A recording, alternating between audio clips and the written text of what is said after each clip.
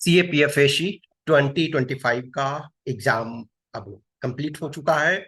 सो अभी जो है पेपर वन को हमने देखा है, पेपर वन के एस्पेक्ट्स को, पेपर वन के क्वेश्चन को। तो फर्स्ट आप यदि देखोगे तो ऑब्वियसली है, क्वेश्चन काफी टफ थे। इनफैक्ट यदि आप एग्रीगेट में देखो तो मेरे ओपिनियन में जो मैं समझ पाया हूँ वो लास्ट ईयर से भी टफ था। बहुत सारे जो क्वेश्चन हैं वो आपके टाइम उसमें डिमांड करता है। उसके बावजूद भी आप, ऐसा नहीं है कि टाइम दे दोगे तो बन जाएगा, वो डीपर थोड़ा एनालिसिस खोजता है। आप थोड़ा डीप में किसी चीज को पढ़े हो, ओवरव्यू से काम नहीं चलेगा। बहुत सारे ऐसे स्टूडेंट्स हैं जो चीजों का ओवरव्यू लेते हैं, तो उस ओवरव्यू से काम नहीं चलता है, इसमें डिटेल की ज्यादा जरूरत है। प्लस करंट अफेयर्स देखोगे कि बहुत ज्यादा आज के डेट में इंपॉर्टेंट हो गया है। करंट अफेयर्स पर जिनका ज्यादा कमांड था उन्होंने सब्जेक्ट को बेटर तरीके से किया। आप कुछ ज्योग्राफी के क्वेश्चन देखोगे तो उसमें भी आपको करंट के आएंगे क्वेश्चन। इकोनॉमिक्स तो चलो करंट से रिलेटेड बहुत सारे होते हैं, लेकिन बहुत सारे कोर इश्यूज भी पूछे गए। तो हर सब्जेक्ट में देखोगे कि आपका करंट का पे कमांड होना बहुत जरूरी है। यदि आप लास्ट ईयर में भी देखो और इस ईयर में भी, जो सिविल सर्विसेज के प्रिपरेशन वाले हैं उनको थोड़ा एडवांटेज मिल रहा है। यानी कि ये नहीं है कि ट्रेडिशनली वो सिविल सर्विसेज ही क्वालिफाई कर रहे हैं, नहीं, लेकिन सिविल सर्विसेज के एंगल से जिन कैंडिडेट्स ने ज्यादा पढ़ा है वो उनके लिए एडवांटेज ज्यादा है इस पेपर में। आप जैसा कि देख चुके हो कि जो 24 था उसमें कट ऑफ जो है काफी कम गया, 100 से नीचे गया। सबके अपने अपने ओपिनियन होते हैं, बहुत बार चीजें कैलकुलेशन में मिस्टेक्स होते हैं, नो डाउट। आई नो कि पेपर वन के कैलकुलेशन में काफी मिस्टेक हुआ, मैं एक्सेप्ट कर रहा हूँ उस चीज को लास्ट टाइम के में 24 में। लेकिन जो आपका फाइनल कट ऑफ है वो मैं सही था। इनफैक्ट लास्ट टाइम भी यदि आप देखो तो 23 वाले में भी सेम सिचुएशन कि फाइनल कट ऑफ जो मैंने बोला था वो गया। लेकिन देखो बहुत सारे जो पेपर वन में होते हैं टफनेस लेवल और ये सब, अब इसमें से डेटा आपको कितना मिल पाता है, किसी चीज को आप कितना रिलाई कर पाते हो, ये बहुत सारे फैक्टर्स होते हैं, ठीक है। लेकिन ऑब्वियसली बात है कि जो पेपर वन पेपर टू आपके दोनों पे डिपेंड करता है। पेपर टू को अभी हमने नहीं देखा है, वंस पेपर टू हम देख लेंगे और क्वेश्चंस को प्रॉपर तरीका से देखेंगे, क्वेश्चन को प्रॉपर तरीका से एनालिसिस करेंगे, उसके बाद जो भी होगा कट ऑफ आगे वे फॉरवर्ड और किनको क्या करना चाहिए, क्या एस्पेक्ट्स रहेंगे, ये सब मैं आगे आने वाले दिनों में डिस्कस करूंगा। अभी आज के डेट में आपको परेशान नहीं होना है। अब ये परेशान नहीं हो ये क्वेश्चन का आंसर क्या होगा, ये क्वेश्चन का आंसर क्या होगा, नहीं डियर। देखो जिन लोगों ने भी सीरियस से प्रिपरेशन, जिस एग्जाम को आप टाइम देते हो तो उसमें आपका स्टेक होता है। अब सपोज करो कि आज सोचोगे कि आज ही हम सारे आंसर्स जान ले, क्या उससे चेंज हो जाएगा? कुछ नहीं।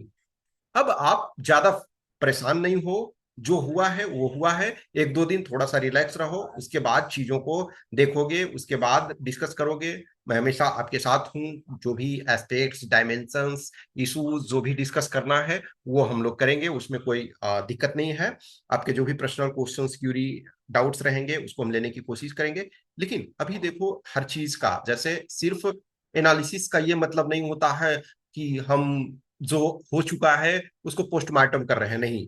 जो भी कैंडिडेट्स 26 में जो एग्जाम देने वाले हो, जिनको भी ये है कि हमें 26 में एग्जाम देना है, 27 में एग्जाम देना है, उनके लिए भी ये महत्वपूर्ण होता है कि पास्ट जो प्रीवियस ईयर पेपर होते हैं वो सबसे अच्छा आपका आईना होता है जो आपको रियल जानकारी देता है। तो प्रीवियस ईयर पेपर के बारे में हमें जानना बहुत जरूरी होता है। प्रीवियस ईयर के क्वेश्चन पेपर को, पैटर्न को, टफनेस लेवल को, क्या क्वेश्चन पूछने का मकसद है, वो सब जानना जरूरी है। प्लस आप कोई भी आज के डेट में अब सिविल सर्विसेज या किसी भी एग्जाम का प्रिपरेशन कर रहे हो, करंट अफेयर्स बहुत ज्यादा इंपॉर्टेंट हो गया है। खास करके यूपीएससी के एग्जाम में लो। और करंट अफेयर्स देखो दो चीजें होती है, एक जो होता है वनडे एग्जाम में, वनडे एग्जाम वैसे देखा जाए ये आपका भी वनडे एग्जाम है, लेकिन उसको हम वनडे के उस सेंस में ट्रीट नहीं करेंगे, क्योंकि यहाँ क्या है, एमसीक्यू भी है 125 और प्लस आपका रिटेन कंप्रिहेंसिव क्वेश्चन पेपर भी है। तो यानी सेम डे आपका टू पेपर हो रहा। वन डे जब हम बोलते हैं तो कोई ऐसा एग्जाम जिसमें सिर्फ एमसीक्यू पूछा जाता है और वो वन लाइनर होते हैं। लेकिन इसमें से एक तरह से देखा जाए कि आपके जो स्टैंडर्ड हैं वो काफी बढ़ते जा रहे हैं। जो जैसे हम मल्टीपल टाइम हमने इस चीज को बताया कि जो यदि हम 2012 है जब से हम इस एग्जाम को से एक तरह से जुड़े हुए हैं, तो 3 ही साल ऐसा हुआ। 2012 यदि हम ईयर को बेस लेते हैं तो 3 इयर्स ऐसे हुए जिसमें आपके कट ऑफ पेपर वन के 100 से कम गए। तो ये 2012, 2018 और 24, यानी कि 6 ईयर के में गैप में हो रहा था। लेकिन जो 25 वाला है, इसमें भी मोस्ट प्रोबेबली यही है कि कट ऑफ जो है वो 100 से बिलो ही रहना है, क्योंकि टफनेस लेवल बहुत ज्यादा है। मैं और चीजों को, जो कैंडिडेट्स जेन्युइन कैंडिडेट्स हैं जो जुड़े हुए हैं, उनसे मैं इनपुट लूंगा। फिर मैं अपना और एनालिसिस और सारी चीजों को मैं हमेशा बोलता हूँ, देखो मैं जो कुछ कर रहा हूँ ये मेरा ओपिनियन है, मेरी अंडरस्टैंडिंग है। जो कुछ हमने इनपुट लिया है वो गलत भी हो सकता है। तो हमेशा जब भी हम ऑनलाइन होते हैं, जब भी हम सोशल मीडिया पे होते हैं, तो हमें क्रिटिसिज्म के लिए तैयार रहना होता है। And I am always ready. बहुत बार होता है कि बहुत सारे स्टूडेंट्स हो, वो आप एग्री नहीं होते हो, और होना भी नहीं चाहिए। यदि आपको जेन्यून लगता है तो क्यों एग्री होगे?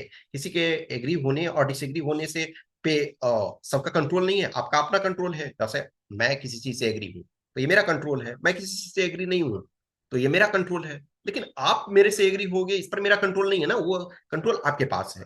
तो जो भी जेन्यून चीजें लगती हैं, जो भी आपके क्वेश्चंस, क्यूरी, डाउट्स, बहुत सारे एस्पेक्ट्स होंगे, तो हम उसके बाद फिर जो आपके कट ऑफ और सारी चीजें आपको आगे आने वाले दिनों में क्या करना है, किस आधार पे कितने करीब मार्क्स आ रहे हैं, ये सारी चीजें हम 1-2 दिन में डिस्कस करेंगे, टाइम बिट टाइम लेकर के।